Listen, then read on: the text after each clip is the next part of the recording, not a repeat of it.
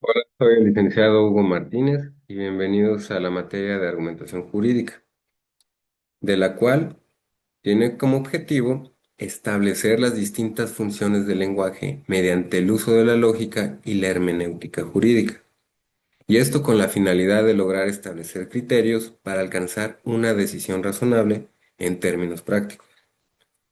Por esto, independientemente de la postura ideológica adoptada del fenómeno jurídico, ya sea naturalista, positivista, realista, a los efectos de esta materia, se asumirá como presupuesto básico del desarrollo que el derecho es un fenómeno eminentemente normativo.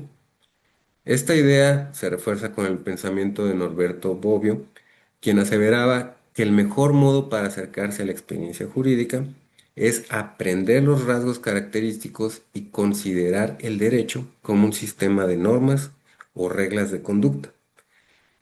Partimos, por lo tanto, de una afirmación general de este tipo, que es la experiencia jurídica, y es una experiencia normativa. Por esto, al entender el derecho como un sistema de normas, se debe ser consciente de que las normas jurídicas se expresan a través del lenguaje. Y en este sentido, podemos también afirmar que entre derecho y lenguaje existe una razón, inescindible, y de tal suerte que desde la creación de las normas jurídicas hasta su aplicación e interpretación, se encontrarán distintas formas argumentativas y en donde estará presente siempre el uso del lenguaje. Para continuar, vamos a empezar diciendo de los tipos de discurso, los cuales tenemos el argumentativo e informativo.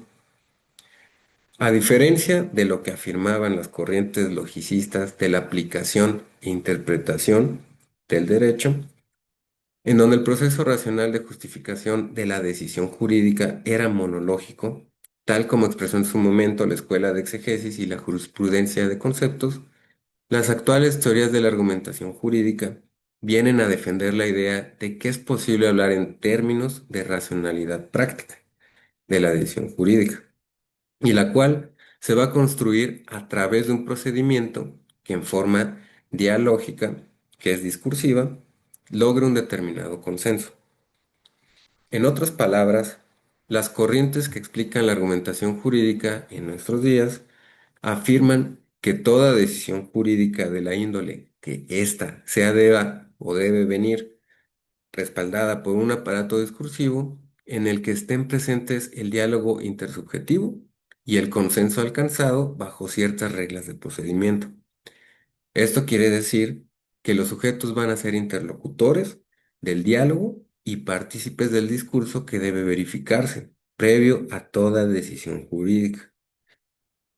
Al respecto, dice Robert Alexi que la argumentación jurídica debe concebirse como una actividad lingüística que tiene lugar en situaciones tan diferentes como por ejemplo el proceso y la discusión científico-jurídica.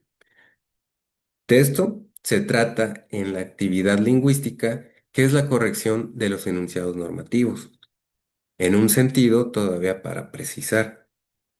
Por lo tanto, será conveniente designar tal actividad como discurso, y puesto que se trata de la corrección de enunciados normativos como discurso práctico, el discurso jurídico es un caso especial del discurso práctico en general. En este sentido, se pueden distinguir distintos tipos de discurso, de los cuales y a los efectos de esta materia, como ya lo mencionamos, solo haremos referencia al argumentativo e informativo. Por esto, el informativo es aquel en el que el lenguaje es utilizado como un instrumento para la consecución de determinados propósitos, sin necesidad de ser apoyado en razones para ello, sin estar fundamentado. En cambio, el discurso argumentativo se caracteriza porque el éxito o fracaso de una determinada decisión dependerá de las razones que previamente se hayan expuesto para justificarla. En este caso, sí tendremos que fundamentar y tendremos que explicar por qué decimos o por qué estamos argumentando tal situación. En este punto conviene aclarar que argumentar es una actividad que consiste en dar razones a favor o en contra de una determinada tesis que se trata de sostener o de refutar. Esto podemos decir siempre y nos va a servir no solo en derecho, nos sirve para la vida diaria. Tenemos que argumentar, dar motivos del por qué estamos explicando, por qué estamos manifestando algo. Eso es argumentar, tratar de llevar a convencer, ya sea para el éxito o el fracaso, decir que algo está bien o que algo está mal. Entonces, también podemos decir que si se admite que las decisiones deben estar justificadas a su vez, se asume la tarea de llevar a cabo toda una actividad argumentativa, lo que significa aceptar que el problema de que se trata, o sea, el problema que hace surgir esta argumentación o el asunto del que estamos tratando, ha de resolverse mediante razones que se hacen presentes por medio del lenguaje, ya sea oral o escrito. Lo anterior permite concluir que en el terreno del derecho, toda decisión jurídica, ya sea en forma de norma general o particular, debe estar apoyada en razones que en todo caso lo justifiquen. De lo contrario, podría tal decisión ser tachada de inválida. Es por eso que, como mencionamos anteriormente, tendremos que fundamentar, dar explicaciones del por qué estamos diciendo lo que estamos hablando. Porque si no, nos van a decir que estamos inventando, que no es verdad. Entonces, tenemos que argumentar de una cierta manera, apoyándonos también en situaciones o también fundar, ya sea con artículos, o sea con algún texto, bibliografías, o también acontecimientos como ejemplos para que nos puedan llegar a creer y que nuestros argumentos sean válidos para las otras personas, o en este caso en el derecho, para el juez o para la parte contraria, para un conciliador o para alguien que nos pueda dar esa validez. Ahora, vamos a hablar de los tipos de enunciados. Como ya hemos hablado anteriormente, las normas se expresan a través del lenguaje con el cual se conforman enunciados, y dichas normas, al momento de ser aplicadas por los operadores jurídicos, requieren de una serie de proposiciones conforme a las cuales se argumente o justifique la decisión. Al respecto, se afirmará que por proposición se entiende al conjunto de palabras que tienen un significado entre sí, y esto quiere decir en su conjunto.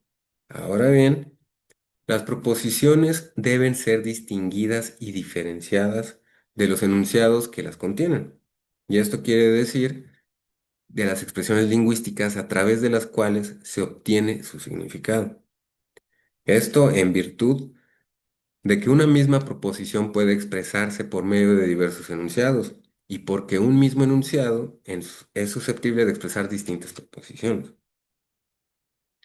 Ahora bien, una vez hechas estas precisiones, se puede aseverar que las normas en principio se expresan en lenguaje a través de enunciados normativos que las contienen. Y de ahí que, como dice Manuel Atienza, si consideramos al derecho como lenguaje, habremos de admitir que desde esa óptica consiste en una serie de enunciados dirigidos en su conjunto a guiar la conducta humana, aunque todos ellos no sean propiamente normas y aunque existan además diversos tipos de normas jurídicas.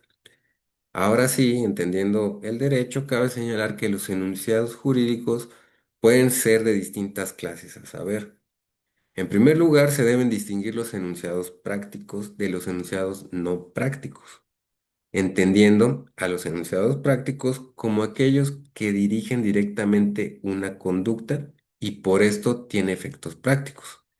Mientras que los otros, los segundos, son definiciones que no tienen carácter prescriptivo, pero que informan sobre algún elemento que haya que precisar. Entonces aquí podemos distinguir los enunciados prácticos y los enunciados no prácticos, que son los que acabamos de desglosar en este momento. También podemos mencionar que los enunciados prácticos a su vez se clasifican en normativos y valorativos, en el sentido de que los primeros, que son los normativos, se traducen en una norma, como bien nos dice su nombre, y dicho, mientras que los segundos, que son los valorativos, son valores que sustentan un determinado ordenamiento jurídico, pero no se traducen en guía de un comportamiento en forma directa. Los enunciados normativos también a su vez pueden ser de dos tipos, ya sea enunciados que expresan normas y enunciados que expresan el uso de poderes normativos. Los enunciados que expresan normas pueden ser deónticos o regulativos, o no deónticos o constitutivos. Y los enunciados que expresan normas deónticas pueden, a su vez, hacerlo en forma de reglas o de principios. Ahora vamos a continuar con el uso del lenguaje o los usos del lenguaje. Aquí vamos a empezar diciendo, o se partirá de la idea de que el lenguaje es la herramienta fundamental de comunicación entre los hombres. Y no obstante, dicha herramienta, por demás útil y además necesaria, suele presentar algunos problemas que repercuten en la correcta transmisión del mensaje. Si no es usada adecuadamente, al respecto podemos decir que al percibir un enunciado lingüístico surgen de inmediato dos interrogantes para la persona que recibe esa información. La primera sería, ¿cuál es la naturaleza del acto lingüístico de mi interlocutor? Y esto quiere decir cómo debo tomar esa expresión, ya sea como una orden, una amenaza, un consejo, una invitación, una pregunta, una recomendación, etcétera. La segunda pregunta es, ¿cuál es el contenido del acto lingüístico de mi interlocutor? Y esto quiere decir, si ya identifiqué qué nos están preguntando y qué está sugiriendo o qué se está advirtiendo, pero, ¿qué pregunta? O sea, realmente, ¿cuál es la verdadera razón de su pregunta? ¿O qué sugiere? ¿O qué nos advierte? Es lo que en un segundo momento se averigua en una comunicación lingüística. Ahora, en relación a la primera pregunta que nos hicimos, que cuál es la naturaleza del acto lingüístico de mi interlocutor, podemos decir que es aquella que intenta descubrir la naturaleza o fuerza del acto lingüístico. Es a la que se encuentra ligada a la concepción de usos del lenguaje. El lenguaje, como es un medio de comunicación humana y que sirve a múltiples intereses, tendrá un sinnúmero de usos. No obstante ello, podríamos, de forma enunciativa, más no limitativa, identificar cuatro usos del lenguaje a saber, como es el uso descriptivo, uso expresivo, el uso directo o directivo y el uso operativo. Ahora vamos a entender lo que es, o vamos a hablar de lo que es el uso descriptivo. El uso descriptivo es aquel que se emplea para informar o dar cuenta del estado que guardan ciertos fenómenos, ya sean naturales o sociales. Se dice que en el uso descriptivo se emplean unidades lingüísticas en forma de aserciones, de las cuales se puede predicar su verdad o falsedad. El ejemplo paradigmático del uso del lenguaje descriptivo es el lenguaje científico. Ahora, el uso expresivo del lenguaje es aquel que se utiliza para comunicar emociones o sentimientos o para provocarlos en el interlocutor. Aquí, las unidades lingüísticas pueden resultar exageradas o metafóricas, de tal suerte que no tengan una correspondencia con la realidad, por lo que no podría hablarse de ellas en términos de verdad o falsedad. El lenguaje poético, sin duda alguna, está asociado a este uso expresivo. Ahora, el uso directivo del lenguaje, también denominada función prescriptiva del mismo, es aquel que emplea fórmulas verbales para dirigir, influir o incidir en la conducta o comportamiento de los demás. Aquí, a diferencia del uso descriptivo, no se trata de informar sobre lo que acaece en la realidad, sino más bien a través del lenguaje se tiende a transformar esa realidad. Aquí encontraremos en forma general el lenguaje de las normas y en forma específica el de las normas jurídicas, aunque sin duda el lenguaje jurídico puede servirse de los otros usos. Con relación al uso directivo del lenguaje, en donde las expresiones se emplean para transformar una realidad, estableciendo la obligación, prohibición o permisión de determinadas conductas, tampoco puede predicarse de ellas su verdad o falsedad. Más bien en el lenguaje prescriptivo, por lo que se refiere a su función, diremos que tiende a modificar un comportamiento, y por lo que hace al propio comportamiento de los destinatarios se predicará la eficacia o ineficacia de las normas en tanto que fue o no cumplida. Y por lo que hace a su valoración, se podría decir que la norma es válida o inválida, o si se prefiere justa o injusta.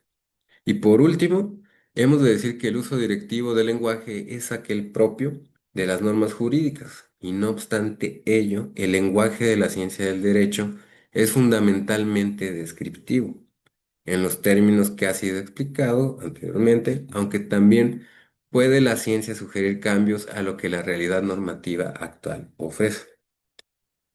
Finalmente, el uso operativo del lenguaje es aquel en donde se utilizan ciertas palabras o términos que tienen una específica significación con relación a un sistema de reglas vigentes. Y esto quiere decir, se requiere de una serie de condiciones y circunstancias establecidas como reglas preexistentes, fuera de las cuales el lenguaje no tendría razón de ser o simplemente no surtiría los efectos deseados. Por ahora terminamos esta cápsula y continuaremos en la siguiente cápsula y estaremos hablando del uso y mención de expresiones.